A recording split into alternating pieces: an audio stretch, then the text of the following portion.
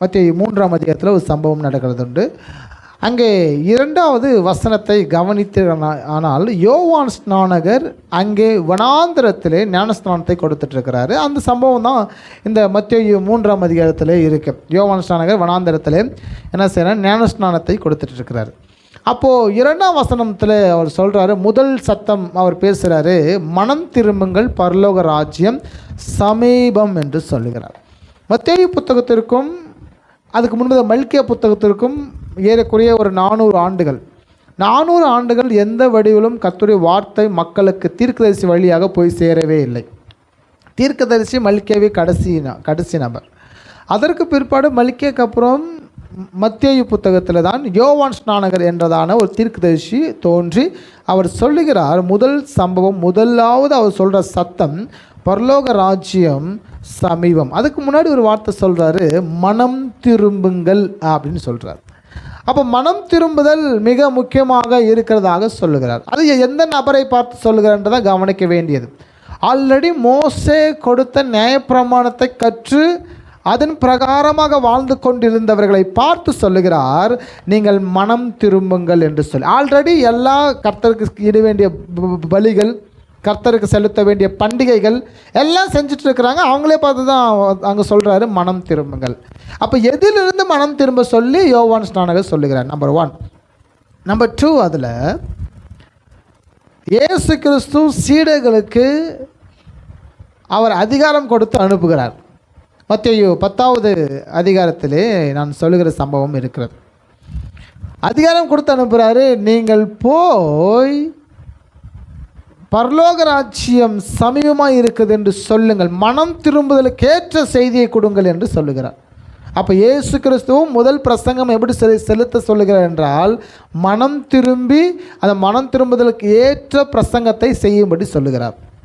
அப்போ ஆண்டவர் உங்களை பார்த்து சொல்கிறாரு, பரலோக ராஜ்யம் சமீபம். யாருக்கு என்றால் மனம் திரும்புகிற ஒரு பாவியின் நிமித்தம். அங்கே அவர் பிரசங்கம் செய்து கொண்டே வருகிறார். அங்கே 6-7 கவனிக்கும் போது, தங்கள் பாவங்களை அறிக்கையிட்டு யோர்தான் நதியிலே அவரால் ஞானஸ்நானம் பெற்றார்கள். இதை அநேக பரிசேயரும் சதுசேயரும் அதை கேள்விப்பட்டு யோவான் ஸ்நானகத்தில் வந்து, நாங்களும் ஞானஸ்நானம் பெற வேண்டும்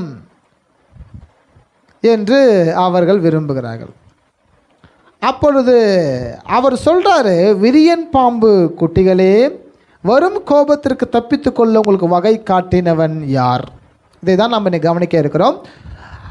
எல்லாருக்கும் ஞானஸ்தானம் கொடுத்துட்ருக்கிறதான யோவான் ஸ்நானகர் ஏன் பரிசேயரும் சதுசேயரும் வரும்போது அவர்களை விரியன் பாம்பு குட்டிகளே என்று அவர் திட்ட வேண்டும்? அந்த நாட்களில் மக்கள் எப்படி இருந்தாங்க என்று பார்த்தீங்கன்னா, கர்த்தருக்காக சர்வாங்க தகன பலி, போஜன பலி, சமாதான பலி, பாவ நிவாரண பலி, குற்ற நிவாரண பலி போன்ற 5 பலிகளை அவர்கள் தங்களுக்கு தாங்கள் விடுதலைக்காக செலுத்தி கொண்டே இருந்தார்கள். மனுஷன் பாவம் செய்வான், போய் பலி செலுத்திப்பான். மனுஷன் பாவம் செய்வான், போய் பலி செலுத்திப்பான். அவனுக்கு செலுத்தக்கூடிய அந்த 5 பலிகள் இருந்தபடினாலே மனுஷன் தொடர்ச்ச பாவம் செஞ்சான். இன்றைக்கி எப்படி கிறிஸ்தவங்க, இன்றைக்கி என்னதான் கிறிஸ்தவங்க பாவம் செஞ்சிட்டாலும் ராபோஜன பந்தி நாளில் பாவத்தை அறிக்கையிட்டு நம்ம ராபோஜனம் எடுத்துப்போம் அப்படின்ற ஒரு மைண்ட் வந்து இன்றைக்கி கிறிஸ்தவங்களுக்கு உண்டு. ஏன்னா ஒவ்வொரு கிறிஸ்தவர்களும் ராபோஜன பந்தி முந்தைய ஒரு ஜபத்தில் நம்ம அறிக்கையிட வைக்கிறோம், பாவம் செய்வீர்கள், ஆனால் அந்த பாவத்தை மன்னிப்பு கேட்டு மனம் திரும்பி நம்ம என்ன செய்கிறோம், ராபோஜனம் எடுத்துக்கிறோம். அப்போது ஏன் பாவம் செய்துவிட்டு நாம் மன்னிப்பு கேட்குறோம்? மன்னிப்பு கேட்டுட்டு பிற்பாடு கூட என்ன செய்கிறோன்னா, அடுத்த ஒரு 10 நாளைக்குள்ளே ஏதோ ஒரு பாவத்தை செய்து கொண்டே இருக்கிறோம். ஏனென்றால் அடுத்த மன்னிப்பு நம்மளுக்கு இருக்குது என்பதற்காக. ஆனால் கிறிஸ்தவர்களுக்கு அடுத்த ஒரு பலி இல்லை. ஒரு ஆமென் சொல்லுவோமா? ஏன்னா கிறிஸ்துவே உங்களுக்கு வாழ்க்கையில் கடைசி பலியாக இருக்கிறபடினால, வேறொரு பலி உங்களுக்கு இராதபடினால எப்படிப்பட்ட உத்தமத்தில் நீங்கள் இருக்க வேண்டும் என்று வசனம் சொல்லுகிறது. ஆனால் அந்த சதுசேயர் பரிசேயர் போன்றவர்களுக்கு பாவம் செய்துவிட்டு அவர்கள் தங்களுக்கு தாங்களே பலி செலுத்தி கொண்டே வாழ்ந்தார்கள். சர்வாங்க தகன பலி இருக்கிறது. லேவியராகமத்தில் 1ஆம் அதிகாரத்தில் போஜன பலி இருக்கிறது, லேவியராகமம் 2ஆம் அதிகாரம். சமாதான பலி இருக்கிறது, லேவியராகமம் 3ஆம் அதிகாரம். பாவ நிவாரண பலி இருக்கிறது, 4ஆம் அதிகாரம். குற்ற நிவாரண பலி இருக்கு, 5ஆம் அதிகாரம். 5 பலிகள், 5 பலிகளும் 2ஆக பிரிக்கிறோம். முதல் 3 பலிகள் கர்த்தர் நுகரக்கூடிய பலி. பின்பதாக இருக்கிற பாவ நிவாரண பலியும் குற்ற நிவாரண பலியும் கர்த்தர் நுகர மாட்டார், நுகராத பலி. மொத்தமாக 5 பலி. இவர்கள் பாவம் செய்து தொடர்ச்சியாக அவர்கள் பலிகளை செலுத்தி கொண்டு தப்பித்து கொண்டு வாழ்ந்தவர்கள். இப்போ ஞானஸ்நானம் அப்படின்னு சொன்ன உடனே எல்லாம் வராங்க. நானும் வந்து தண்ணீரில் மூழ்கி எழுந்த டைம் பாவம் கழுவப்பட்டுருமா? ஏன்னா யோவான் ஸ்நானகர் யார் அப்படின்னு பார்த்தீங்க அப்படின்னா, அவர் ஒரு ஆசாரியன். சகரியா அவங்க அப்பா வந்து ஒரு ஆசாரியன், ஆசாரிய வம்சத்தை சார்ந்தவன். சகரியாவும் ஆசாரிய வம்சத்தை சார்ந்தவன். சகரியாவுடைய மனைவி எலிசபெத்தும் ஆசாரிய வம்சத்தை சார்ந்தவர்கள். இப்படி ஆசாரிய வம்சத்தை சார்ந்தவர்களுக்கு பிறந்த மகன்தான் அந்த யோவான் ஸ்நானகர். எனவே யோவான் ஸ்நானகர் வேதத்தை கற்றவர், அறிந்தவர், வனாந்தரத்திலே கர்த்தருடைய ஊழியத்தை செய்து கொண்டிருந்தவர். அதனால்தான் அவர் சொன்ன உடனே மக்கள் கேட்க ஆரம்பிக்கிறாங்க. அவர் சொன்ன உடனே மக்கள் ஞானஸ்நானம் பெறுவதற்கு வராங்க. யோவான் ஸ்நானகர் சொன்ன உடனே மக்களுக்கு நன்மை நடக்குது என்று மக்கள் நம்பினார்கள். ஏன் சதுசேயரும் பரிசேயரும் கூட அவர்கிட்ட ஞானஸ்நானம் பெறும்படிக்கு வருவதற்கு காரணம், இவன் ஒரு ஆசாரியன், இவன் ஒரு தீர்க்கதரிசி சொல்ல முடியும், இவன் நியாயப்பிரமாணத்தை கற்றவனாக இருக்கிறான், இவன் வம்சம் சந்ததி சந்ததியாக இவர்கள் தேவ பணியை செய்கிறவர்கள், தேவாலயத்தில் பணி செய்யக்கூடிய ஒரு குடும்பம். ஸோ அதற்காக இவர் சொல்வதை மக்கள் கேட்டார்கள். அந்த தண்ணீரில் மூழ்கி ஞானஸ்தானம் எடுத்துட்டா அதுக்கப்புறம் வழக்கம் போல் நமக்காக மறுபடியும் ஞானஸ்தானம் எடுக்கலாம் ஒரு வேளை அப்படின்னு நினச்சி தான் இவங்க என்ன செய்கிறாங்கன்னா சதுசேயரும் பரிசேயரும் வராங்க. வரும்போது தான் அவங்கள பார்த்து ஆண்டவர் சொல்கிறாரு, விரியன் பாம்பு குட்டிகளே, வரும் கோபத்திற்கு தப்பித்து கொள்ள வகை தேடுகிறீர்களா? இதை காட்டினவன் யார்? அப்போ என்ன அர்த்தம் அப்படின்னா, ஞானஸ்நானம் எடுக்கிற நாம், ராபஜனத்தை எடுக்கிற நாம் மேற்கொண்டு பாவம் செய்து கொண்டே இருந்தால் அது பாவத்திற்கு அடிமைகளாகி அந்த பாவம் பூரணமாகும் போது நமக்கு மரணத்தை பிறப்பிக்கும். ஒரே தரம் மரிப்பதும் பின்பு நாம் எழுந்திருப்பதும் கிறிஸ்துவுக்காக எழுந்திருப்பதும் நியமிக்கப்பட்டிருக்கிற ஒன்று. மீண்டும் பாவம் செய்தால் நமக்கு பாவத்து நிமித்தம் பலிகள் செலுத்தப்பட இனி வேறொரு பலி இல்லை. அழகான ஒரு வசனம் இப்போ தான் படிக்க போகிறோம், 8ஆம் வசனம். அவர் அவங்கள பார்த்து சொல்கிறாரு, எப்பா ஞானஸ்தானம் என்பது மறுபடியும் நீங்கள் பெற வேண்டிய, இல்லை மறுபடியும் நீங்கள் செலுத்தி கொண்டிருக்கிற மற்ற அந்த சர்வாங்க தகன பலி, பாவ நிவாரண பலி மாதிரி பலி இல்லை. இது ஒன் டைம். யாருக்கு ஞானஸ்தானம் தரோம் அப்படின்னா, மனம் திரும்புதலுக்கு ஏற்ற கனிகளை கொடுக்கிறவனுக்கு ஞானஸ்தானம். யார் மனம் திரும்புகிறாங்களோ அவர்களுக்கு ஞானஸ்தானம். ஞானஸ்தானம் எடுத்தவர்கள் கனி கொடுக்குற மரங்களாக இருக்கணும். ஆனால் அவர்கள் நினச்சாங்க இது ஏதோ சர்வாங்க தகன பலி, பாவ நிவாரண பலி, குற்ற நிவாரண பலி போல் இது ஒரு பலியாக இருக்கிறது. இந்த பலி போல் இந்த ஞானஸ்தானத்தையும் நம்ம எடுத்துட்டோம் அப்படின்னா மறுபடியும் அடுத்த வருஷம் ஒன்ஸ் வந்து யோவான் ஸ்நானகர் ஞானஸ்தானம் எடுத்துக்கலாம் என்றதான ஒரு நம்பிக்கை அவர்களுக்கு, தன் பாவத்தை செய்து அந்த பாவத்தின் விடுதலை ஆவதற்கான ஒரு வழியை அவர்கள் நினைத்து வந்தபடியினாலே அங்கே யோவான் ஸ்நானகர் சொல்கிறார், எப்பா இந்த ஞானஸ்தானம் அந்த ஞானஸ்தானம் அல்ல, இந்த ஞானஸ்தானம் மனம் திரும்புதலுக்கு என்ற ஒரு ஞானஸ்தானம். ரெண்டாவது, மனம் திரும்புகிறவனுக்கு இது நான் ஞானஸ்தானம் கொடுப்போம். ஞானஸ்தானம் எடுத்தவர்கள் செகண்ட் ஒன் செய்யணும், கனி கொடுக்கிறவர்களாக மாறணும். 2 நிலை. ஞானஸ்தானம் எதுக்கு தராங்க? மனம் திரும்புவதற்கு. ரெண்டாவதாக மனம் திரும்பணும், என்ன செய்யணும்? கனி கொடுக்கணும். அந்த கனி 3 பேருக்கு பயன்படணும். நம்பர் 1, நீங்கள் கொடுக்குற கனி தேவனுக்கு மகிமை சேர்த்தணும், தேவனுக்கு அது பிரயோஜனமாக்கணும். ரெண்டாவதாக அந்த கனி மக்களுக்கு நன்மை பெறணும். உங்கள் குடும்பம், அக்கம் பக்கம் இருக்கிற ஜனங்கள், உங்கள் சொந்த பந்தங்கள் எல்லாருக்கும் நன்மை நடக்கணும். மூன்றாவது, உங்கள்கிட்ட இருக்கிற வெளிப்படுவ கனி சபை எண்ணிக்கையிலும் தரத்திலும் வளர்வதற்கு நீங்கள் உதவிகரமாக இருக்கணும். ஒரு ஆமென் சொல்லுவோமா? 3 காரியம் சொல்லியிருக்கிறேன். நீங்கள் கொடுக்குற கனி யாருக்கு நன்மையாக இருக்கணும்? நம்பர் 1, தேவனுக்கு மகிமையாக இருக்கணும். ரெண்டாவது, மக்கள், உங்களை சுற்றி இருக்கிற மக்களுக்கு மகிமையாக இருக்கணும். மூன்றாவதாக, நீங்கள் போய்கொண்டிருக்கிற சபை எண்ணிக்கையிலும் தரத்திலும் வளர்வதற்கு உங்கள் கனி பயன்பட வேண்டும், உங்களை ஒப்புத்தர வேண்டும். இவர்கள்தான் பரலோக ராஜ்யத்திற்கு சொந்தக்காரர்கள். இவர்கள்தான் ஆண்டவர்களுக்கு எடுத்துக்கொள்ளப்படக்கூடியவர்கள். யோவான் ஸ்நானகர் தெளிவாக சொல்லுகிற ஞானஸ்தானம் என்பது மனம் திரும்புவதற்கு, மனம் திரும்புகிறவன் கட்டாயம் கனியை கொடுக்க வேண்டும். 10வது வசனத்தில் இப்படி சொல்லப்பட்டிருக்கு. வாசிங்க ஒரு வசனத்தை, 10வது வசனம். இப்பொழுதே இங்கே வாசிக்கிறோம், மரங்களின் வேர் அருகே அந்த கோடாரியானது வைக்கப்பட்டிருக்கிறது. ஆகையால் நல்ல கனி கொடுக்காத மரங்கள் எல்லாம் வெட்டுண்டு அக்கினிலே போடப்படும். ஞானஸ்தானம் எடுத்த நான், இல்லைனால் மனம் திரும்பின நான் ஞானஸ்தானம் பெற்றிருக்க வேண்டும். ஞானஸ்தானம் பெற்றிருக்க நான் கனி கொடுக்கிற மரமாக இருக்க வேண்டும். ஒருவேளை ஞானஸ்தானம் எடுத்தவன் இல்லை என்றால் மனம் திரும்பினவன் கனியே கொடுக்கல அப்படின்னா அவனை பார்த்து அவர் சொல்லுகிறார், நல்ல கனி கொடுக்காத மரங்கள் வெற்றுண்டு அக்கினியிலே போடப்படும். மனம் திரும்புதலுக்கென்று நான் ஜலத்தினால் உங்களுக்கு ஞானஸ்தானம் கொடுக்கிறேன், எனக்கு பின் வருகிறவரோ என்னிலும் வல்லவராய் இருக்கிறார், அவர் ஆவியினாலும் அக்கினினாலும் ஞானஸ்தானம் கொடுப்பார். மனம் திரும்புதலுக்கேற்ற ஞானஸ்தானத்தை யோவான் கொடுக்கிறார், அவரும் பேசுகிறார். அதே சமயத்தில் அக்கினினாலும் ஆவியினாலும் மனுஷன் ஞானஸ்தானம் பெற்றுக்கொள்கிறான். அப்போ ஞானஸ்தானம் என்பது மனம் திரும்புதலுக்கு ஏற்றவை.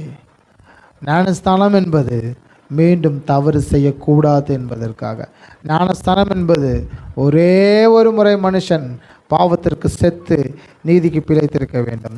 ஞானஸ்தானம் என்பது அவனை அடையாளப்படுத்துவதற்கு. ஞானஸ்தானம் என்பது ஆண்டவர் கற்றுக் கொடுத்த ஒழுக்கின்படி. அது என்னமோ புதிய ஏற்பாட்டில் தான் ஞானஸ்தானம் கிடையாது, பழைய ஏற்பாட்டிலும் ஞானஸ்தானம் இருக்கிறது. அவர்கள் செங்கலுக்குள் வரும்போது அத்தனை பேரும் அதனாலே ஞானஸ்தானம் பெற்றார்கள்.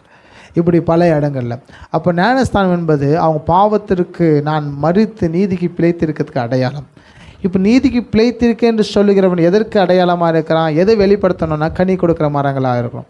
உன்னிலிருந்து அந்த நல்ல குணங்கள் வெளிப்படும். நற்குணம் சொல்லுவோம் இல்லைங்களா? நல்ல குணம், சாந்தம், இச்சையடக்கம், பொறுமை, அப்புறம் நல்ல நல்ல பழக்க வழக்கங்கள் எல்லாம் வேதத்தில் அழகாக கொடுக்கப்பட்டிருக்கு.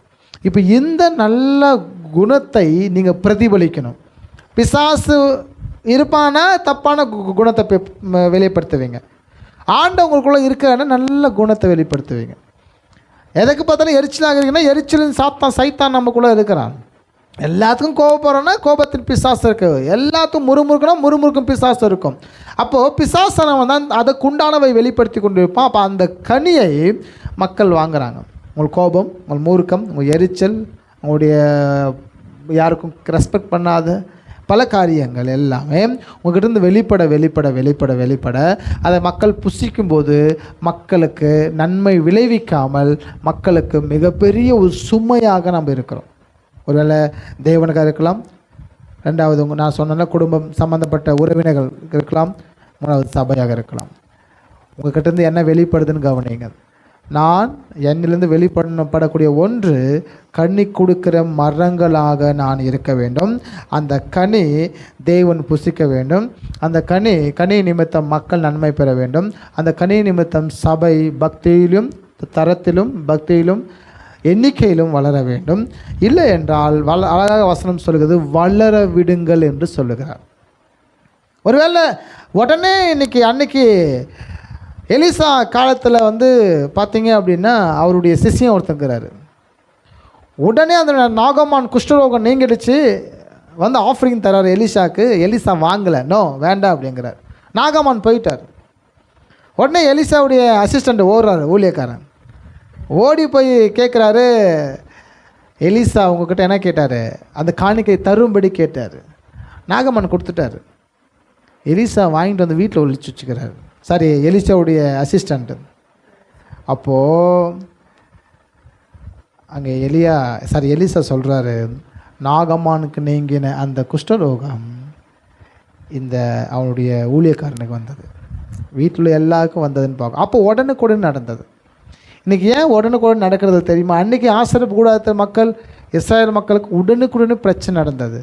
அவங்க ரெஸ்பெக்ட் பண்ணலையே, கர்த்தருக்கு கீழ்ப்படியிலையா, வசந்தபடி வாழலையா, உடனே அவன் வந்து சாவடிக்கப்பட்டான், கல்லடிக்கப்பட்டான், சபையை விட்டு வெளியேற்றப்பட்டான், தேசத்தை விட்டு வெளியேற்றப்பட்டான், மக்களை விட்டு வெளியேற்றப்பட்டான், பனிஷ்மெண்ட் கிடைச்சிது. இன்றைக்கி ஏன் நம்ம என்ன பண்ணாலும் பனிஷ்மெண்ட் கிடைக்குதுன்னா, ஆண்டவர் சொல்கிறாரு, அந்த பதரையும் வளர விடுங்கள். இப்போ நீங்கள் ஆண்டவருக்கு நீங்கள் கனி கொடுக்குற மரமாக இல்லை அப்படின்னா உங்களையும் வளர விடுங்கள் அப்படிங்கிறார். அதுவும் வளரட்டும். ஒருத்தர் நீதிமானாக இருக்கிறான்னா அவரும் வளர்ந்துட்டுருக்காரு. ஒருத்தர் அநியாயம் பண்ணுறான், அக்கிரம் பண்ணுறான், எல்லாம் அநியாயம் பண்ணுறான், அவனும் ஆண்டவர் வளர்த்த விட்டுருக்காரு. வளர விடட்டும், வளரட்டும். காலம் நிறைவேறும் போது எந்த மரம் கனியை கொடுக்குமோ அந்த கனியை களஞ்சியத்தில் சேர்த்து வையுங்கள். கனி கொடுக்காத பதறையோ அக்கினியில் சுட்டெறியுங்கள். அதுவரையும் வளர விட்டுருப்பார். இந்த காலத்தில், கிருபையின் காலத்தில் அது வளர்ந்து கொண்டே இருக்கும். சில நம்ம ஊரில் ஒரு தென்னை மரமெல்லாம் இருக்கும். அதை நீங்கள் கவனித்து பார்த்தீங்கன்னா தென்னை மரத்தை அது கூட வச்சு மரமெல்லாம் வந்து என்ன செஞ்சுட்ருக்கோம், இளநியாக காயாக வந்துட்டுருக்கோம். ஒரு 10-20 வருஷம் கழித்து ஒரு மரத்தில் பார்த்தீங்கன்னா அப்போ தான் அது பிஞ்சு வச்சு பூ வச்சு பிஞ்சு வச்சு அப்படியே குலத்தள்ளும். எப்போது? ஒரு 10-15 வருஷம் கழித்து. சில மரமெல்லாம் கவனித்து பார்த்தீங்கன்னா ரொம்ப வருஷம் கழித்து என்ன செய்யும், அது லைட்டாக அது அந்த மரத்தினால் நன்மை பெறும்படி அந்த மரம் தன்னை வெளிப்படுத்தும். அது போல தான் மனுஷர்களும். ஆண்டவர் ஏன் நம்மளை வளர தெரியுமா? அந்த தோட்டத்தில் இருக்கிற அந்த வேலைக்காரன் அந்த மரத்தை வெற்ற காலம் வரை அந்த மரத்திற்கு பவர். எப்பொழுது வேண்டுமானாலும் தன் கனியை வெளிப்படுத்தி நானும் மரம் என்று நிரூபிக்க முடியும். அந்தந்த மரம் அந்தந்த கனியை கொடுத்தா அந்த மரத்துக்கு ஒரு ரெஸ்பெக்ட், மதிப்பு. நீங்கள் கிறிஸ்தவர்கள் கிறிஸ்தவத்தை வெளிப்படுத்தினால்தான் உங்களுக்கு மதிப்பு. இல்லை என்றால் பிணம். உயிர் இருக்கும் பட் செத்தவன், ஜீவன் இல்லைன்னு அர்த்தம். அப்போ உங்களுக்கு ஜீவன் எப்பொழுது இருக்கும்? கிறிஸ்து உங்களில் உதிக்கும் போது. நான் கொடுக்கிற தண்ணீரை குடிக்கிறவனுக்கு ஒரு காலம் தாகம் அடையிறதில்லை, நித்திய ஜீவனை நான் தருவேன் என்று சொல்கிறார். அப்போது சபை கட்டாயமாக கனி கொடுக்கிற மரங்களாக திருச்சபை வளர வேண்டும். திருச்சபை கனி கொடுக்கிற மரங்களாக வளரல, திருச்சபை கனி கொடுக்கிற மரங்களாக இல்லை அப்படின்னா ஆண்டவர் நீங்கள் விழமாட்டீங்க. விழுந்துருவான், கெட்டுருவான், பிஸ்னஸ் லாஸ் ஆகிடும், இல்லை வந்து அவனுக்கு ஏதாவது நடந்துடும், வியாதி வந்துடும், அப்படியெல்லாம் கிடையாது. அவனையும் வளர விடு, அவனும் வளரட்டும். காலம் நிறைவேற காலம் உண்டு. நல்ல கனி கொடுக்காத மரம் எல்லாம் வெட்டுண்டு அக்கினியிலே போடப்படும்.